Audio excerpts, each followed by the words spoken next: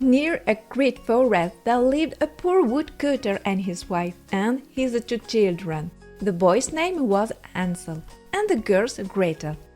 They had very little to eat or to soup, and once, when there was a great dearth in the land, the man could not even gain the daily bread.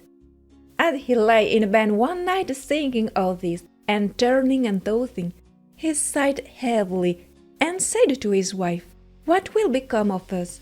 We cannot even feed our children. There is nothing left for ourselves." "I will tell you what, husband," answered the wife. "We will take the children early in the morning into the forest, where it is thickest. We will make them a fire, and we will give each of them a piece of bread. Then we will go to our work and leave them alone.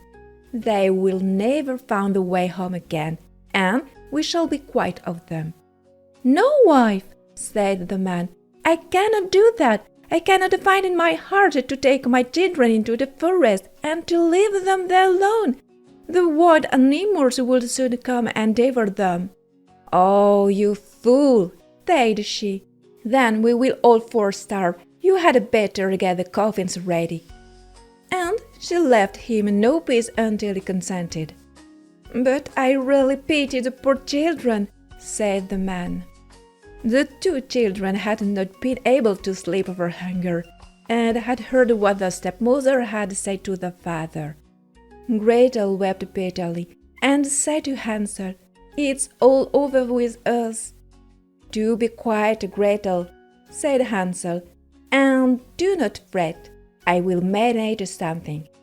And when the parents had gone to sleep, he got up, put on his little coat, opened the back door, and slipped out. The moon was shining brightly, and the white flints that lay in the front of the house glistened like pieces of silver. Hansel stooped and filled the little pocket of his coat as full as it would hold. Then he went back again and said to Gretel, "Be easy, dear little sister, and go to sleep quietly. God will not forsake us," and laid himself down again in his bed. When the day was breaking, and before the sun had risen, the wife came and awakened the 2 children, saying, "Get up, you lazy pawns! We are going into the forest to cut wood." Then she gave each of them a piece of bread and said, "That is for dinner, and you must not eat it before then, for you will get no more." Gretel carried the bread under her apron, for Hansel had his pockets full of the flints. Then they set off all together on the way to the forest. When they had gone a little way, Hansel stood still and looked back toward the house, and this he did again and again, till his father said to him, "Hansel, what are you looking at? Take care not to forget your legs."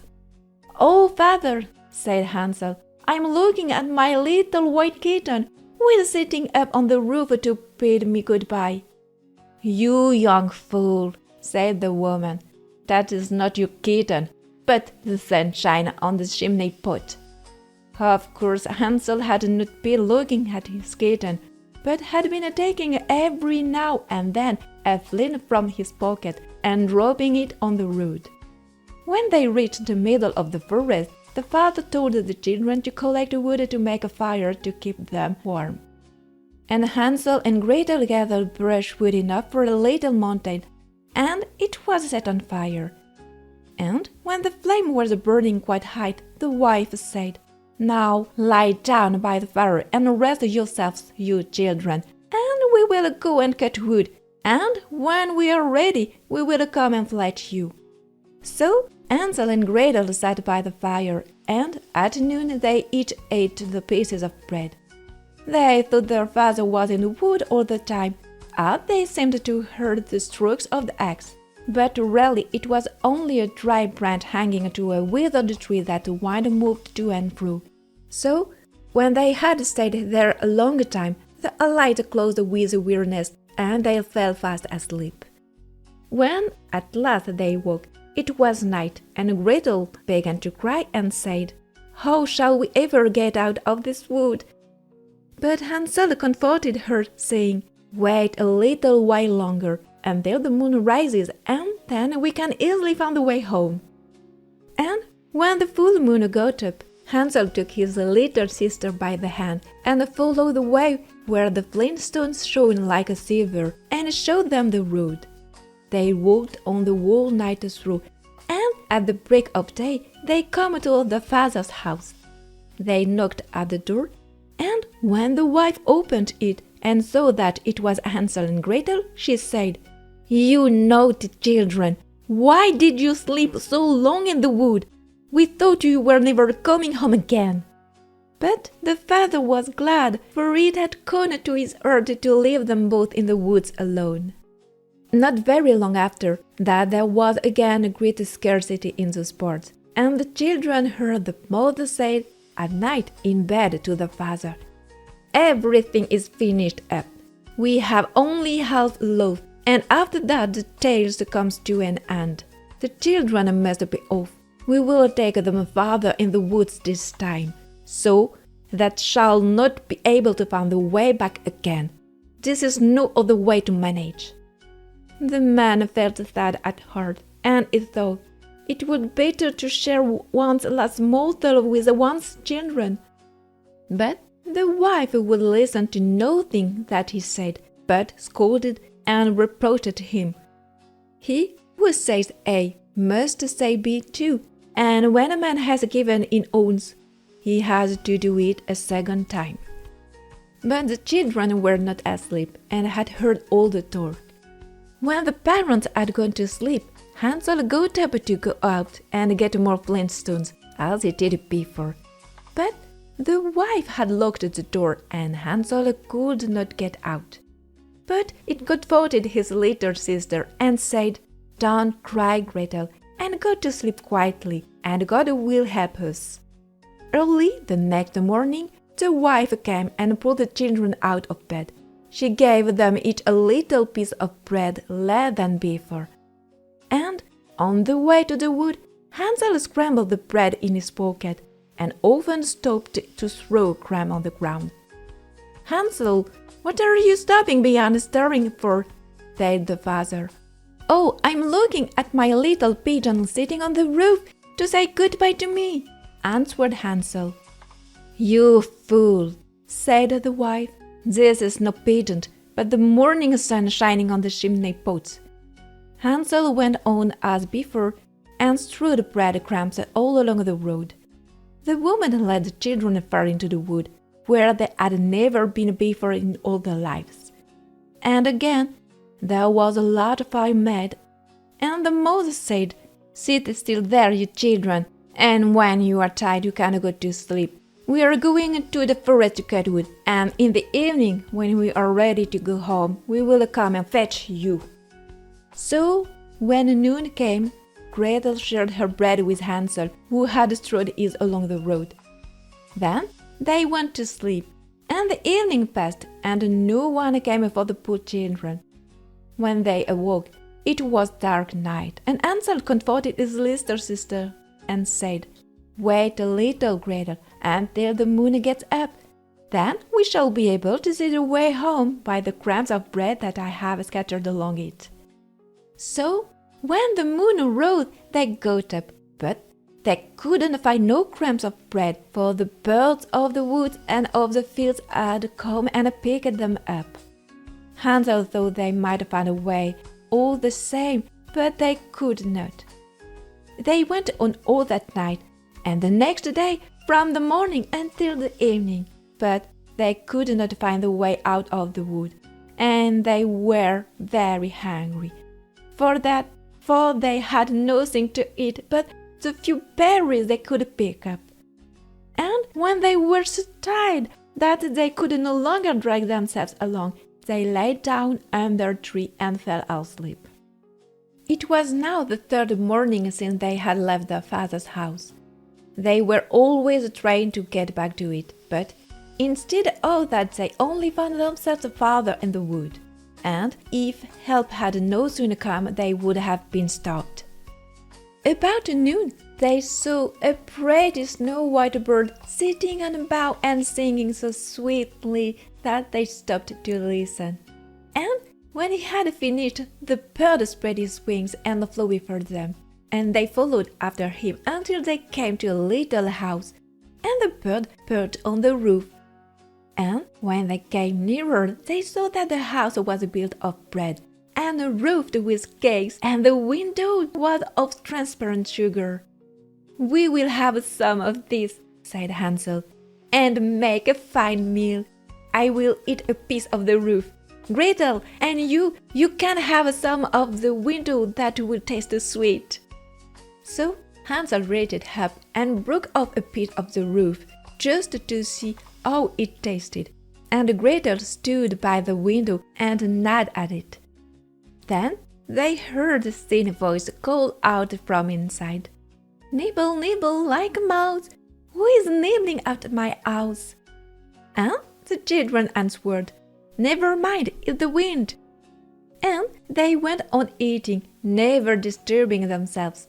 Hansel, who found that the roof tasted very nice, took down a great piece of it, and Gretel put out a large round window pane and sat her down and began upon it. Then the door opened, and a naked woman came out, leaning upon a crutch. Hansel and Gretel felt very frightened, and let fall what they had in their hands. The old woman, however, nodded her head and said, "Oh, my dear children, how come you here? You must come indoors and stay with me. You will be no trouble." So she took them each by the hand and led them into her little house. And there they found a good meal laid out of milk and pancakes with sugar, apples and nuts. After that, she showed them 2 little white beds, and Hansel and Gretel laid themselves down on them, and thought they were in heaven. The old woman, all through her behavior, was so kind, was a wicked witch, who lay in wait for children, and had built the little house on purpose to entice them. When they were once inside, she used to kill them, cook them, and eat them, and then it was a feast day with her. The witch's eyes were red, and she could not see very far, but she had a keen scent, like the beast, and knew very well when human creatures were near. When she knew that Hansel and Gretel were coming, she gave a spiteful laugh, and said triumphantly, "I have them, and they shall not escape me." Early in the morning, before the children were awake, she got up to look at them, and as they lay sleeping so peacefully with round rosy cheeks, she said to herself, "What a fine feast I shall have!" Then she grabbed Hansel with her withered hand and led him into a little stable and shut him up behind a grating. And call and scream as he might, it was no good. Then she went back to Gretel and shook her, crying, "Get up, lazy bones, fetch water and cook something nice for your brother. He is outside in the stable and must be fattened up, and when he is fat enough, I will eat him." Gretel began to weep bitterly, but it was of no use. She had to do what the wicked witch bade her, and so the best kind of victuals was cooked for poor Hansel, while Gretel got nothing but crab shells. Each morning the old woman visited the little stable and cried, "Hansel, stretch out your finger, that I may tell if you will soon be fat enough." Hansel, however, used to hold out a little bone, and the old woman, who had weak eyes, could not see what it was, and supposing it to be Hansel's finger, wondered very much that it was not getting fatter. When 4 weeks had passed, and Hansel seemed to remain so thin, she lost patience, and could wait no longer.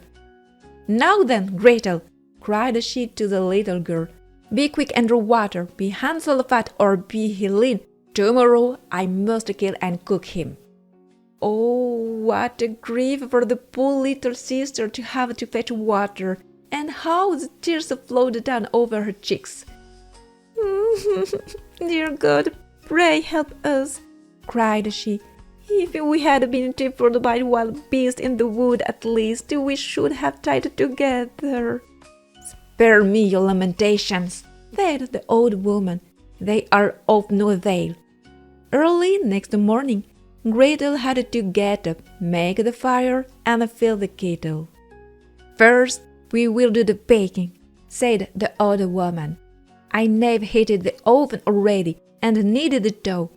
She pushed poor Gretel toward the oven, out of which the flames were already shining.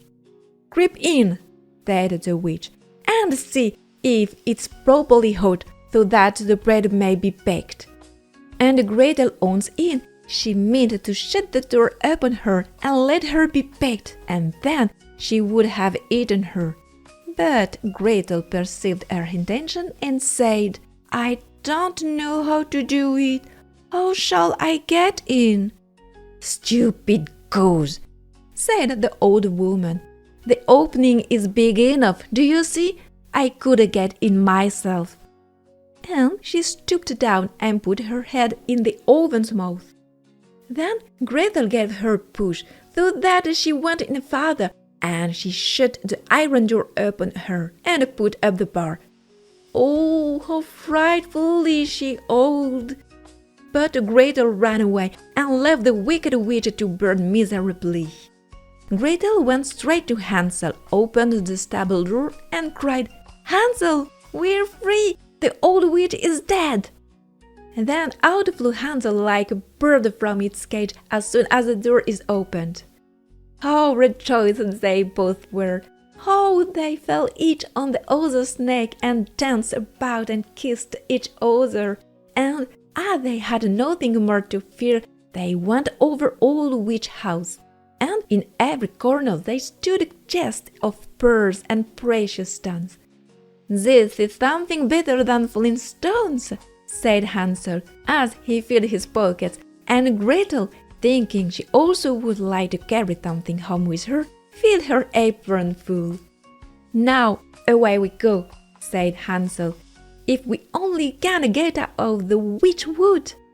When they had journeyed a few hours, they came to a great piece of water. "We can never get across this," said Hansel. "I see no stepping stones and no bridge."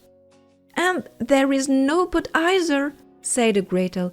"But here comes a white duck. If I ask her, she will help us over." So she cried, "Duck, duck, here we stand, Hansel and Gretel on the land. Stepping stones and bridge will carry us over on your nice white back." And the duck came accordingly, and Hansel got up on her and told his sister to come too. "No," answered Gretel, "that will be too hard upon the duck. We can go separately, one after the other." And that was how it was managed. And after that they went on happily until they came to the wood, and the way grew more and more familiar, till at last they saw in the distance their father's house. Then they ran till they came up to it, rushed in at the door, and fell on their father's neck. The man had not had a quiet hour since he left his children in the wood, but the wife was dead. And when Gretel opened her apron, the pearls and precious stones were scattered all over the room, and Hansel took one handful after another out of his pocket. Then was all care at an end, and they lived in great joy together.